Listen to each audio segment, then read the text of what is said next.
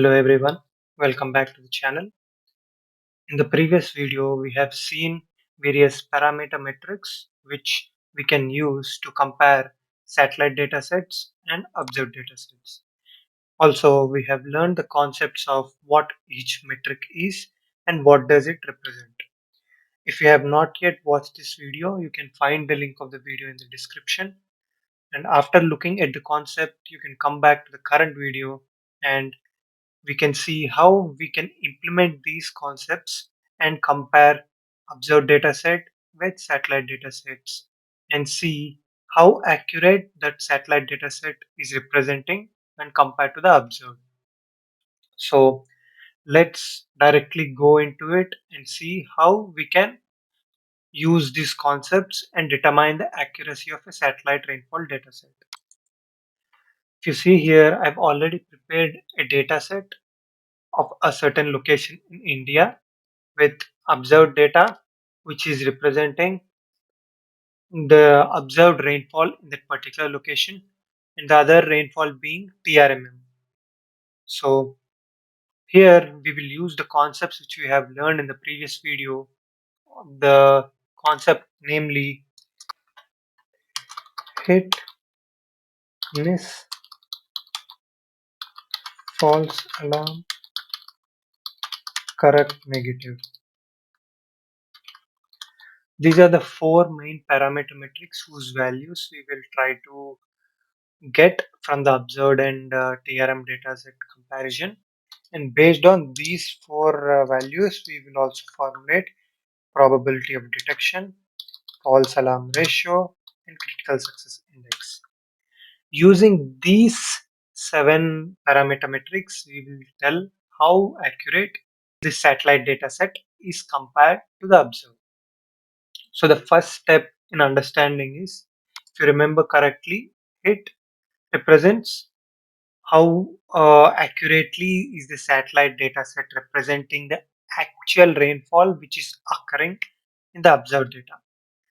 So to get the data about the occurrence of rainfall, first we need to divide the data into rainy days and non-rainy days. The reason why we are dividing the data is because it represents the rainy days only. So, and the next component is miss, which represents the satellite data not being able to capture the rainy days. To get these two parameters, we need to know actually how many rainy days are there and how many is the satellite actually predicting. So here you can formulate a simple equation in Excel to see how many days are actually rainy days and non-rainy days. Here in this analysis, I am choosing a value anything greater than 1, which is 1 mm. I'm considering it as a rainy day. You can choose wide range of values. You can also use different rainfall values like low rainfall, medium rainfall, and high rainfall, and then do the similar analysis which we'll be doing in this work. But for explaining easily, I'm using greater than 1 as rainy days. So first, let's write the equation saying if the observed data set there is a value greater than 1, you can say represent the true statement as 1, and if the statement is false, represent as 0. So if you see 1, it represents you have a rainy day. If you see 0, it says there is no rain. So if you see the first statement, it is 0 here. So it represents the day is not raining. You can just double click here and you get all the values. Now we need to extract only the values which are greater than 1. So the simple thing in Excel is, if you click in the first row and you go to the data bar, and if you see, you can filter the data. When you click the filter, you can see in the column D we have a toggle bar where we can click to see only once. So if you see here in the observed value, it's greater than 1. So these are the dates when there is rainfall, which we are specifying in this case greater than 1. So let's just copy the observed and TRMM datasets, and I'll paste it in another sheet and name it as rainy days. So I just paste it here, and these are the days which we have rain. So when we go back to the original sheet and we see the remaining dates which are zeros, we see 0. See, these are the days on which there is no rainfall. That means as per the observed data set. Whatever we are trying to divide, we are dividing it based on the observed data sets. So based on the observed data set, on this days there is no rain. We paste it here. Again we need to copy it and paste it here. These are the days which have no rainfall. So now to start the analysis, we will go into the rainy days. So we know these are the rainfall days in the observed data. So if you see here, when you compare the first value itself, the observed data, which is a gazing station measurement, says there is rainfall around 24 mm. But when you see the satellite data, it says 0 mm. So what does this mean? If you remember again from the previous video regarding the concept, when there is rainfall in observed data and the satellite data shows 0, it means it's a miss. The satellite missed to capture these information. So this is miss. But when you see this column, both are having rainfall. Ignore the intensity for now because we are trying a simpler explanation. So here is there is a rainfall and here also there is rainfall. So this is a hit. So manually doing this hit and miss analysis would take a lot of time. If you see, we have around 1142 days. You cannot go each row by row and do it. So again, we will write a simple if statement. If the value in the satellite dataset is greater than 1, then put the result as 1. If not, put it as 0. If you remember, we have categorized the rainfall days as greater than 1. So if the satellite data also has values greater than 1, I'm saying if that statement is true, give me the result as 1. If not, give it as 0. So if you get as 1, then it represents the satellite is also showing rainfall. We can take the number of days and tell that these are the number of hits. If you get a 0, then you again count the number of zeros and say these are the number of miss. So if we just double click it again, here we can see there are zeros and ones. We will do a simple thing again, do simple filtering, and the column D, we see that there are zeros and ones. We want only true statements saying that there is rainfall. So if you see here, all the values are greater than 1, and when you click here, you can see there are 526 days. I will remove the filter and write it, and number of days, there are 526 days. Now to confirm this, we will again see the number of miss. If you see again, click here, you see that there are 615 zeros. 0 represents that the value is not greater than 1. That means it is not a rainy day as per satellite data. So there are 615 miss. So out of the total number of days, Okay, let's first remove the filter. Out of the total days of 1141, total rainy days 1141, 526 are hits and 615 are miss. So what does this represent? If you do a simple division, you can see that 46% can just multiply it with 100.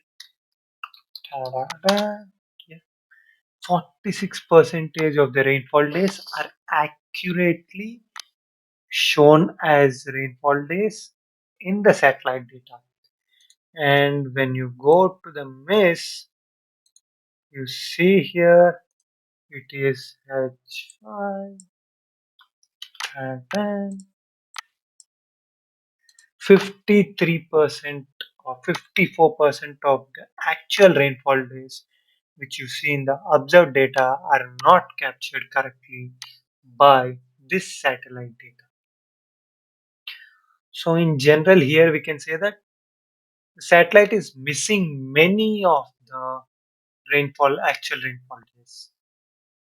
So now we'll go to no rainfall days, non-rainy days. What does false alarm represent? To get back into the concept again, false alarm represents that there is no rainfall in the observed data, but our satellite data is saying there is rainfall. And the correct negative represents both are saying there is no rainfall. So again, we know that in the observed there are already all zeros because we filtered it to represent only 0 days, which are no rainfall days, or lesser than 1, because here we represented no rainfall days as anything less than 1. So now how can we find if satellite data is saying wrong? If we write a simple if statement saying it is greater than 1, then please tell me if not 0. What does this statement represent? If the satellite data is having a value greater than 1, it will show yes 1. If it is not, it is 0. If there is any value which is greater than 1, it represents that although there is no rainfall in observed, but the satellite is saying there is rainfall. So it's a false alarm. So let's run it and double click. It's doing the same thing as filtering. We put a filter and only see 1. So if you see here, there is no rainfall greater than 1 in observed, but here the satellite is saying there is more than 1. Like that, we have many values. If we just click here and see, there are 422 days. So false alarm,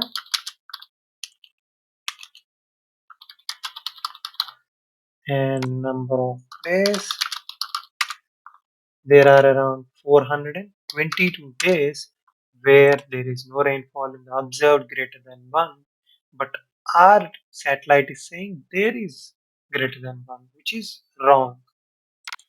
And the next thing is correct negative. That is, if the result of the if statement, if you see the if statement, greater than 1, if it is representing 0, it means that value is lesser than 1. It means there is no rainfall as specified in our case. So if you see here, there will be no values greater than 1. So now when we click here and see the number of days,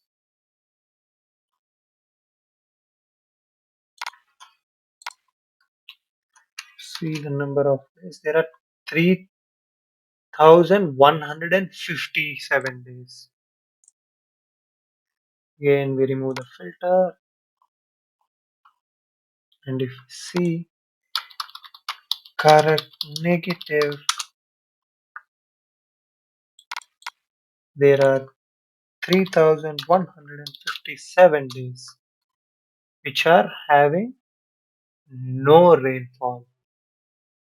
So these are the four values of hit, miss, false alarm, and correct negative. So now just go back and put all the values in the one place and then understand them better. You see here, hit represents 526 days, followed by miss of 615 days, false alarm of 422 days, and 3157 days are correct negative, which represents both rainfall, observations in the observed data, and the satellite data are showing zero.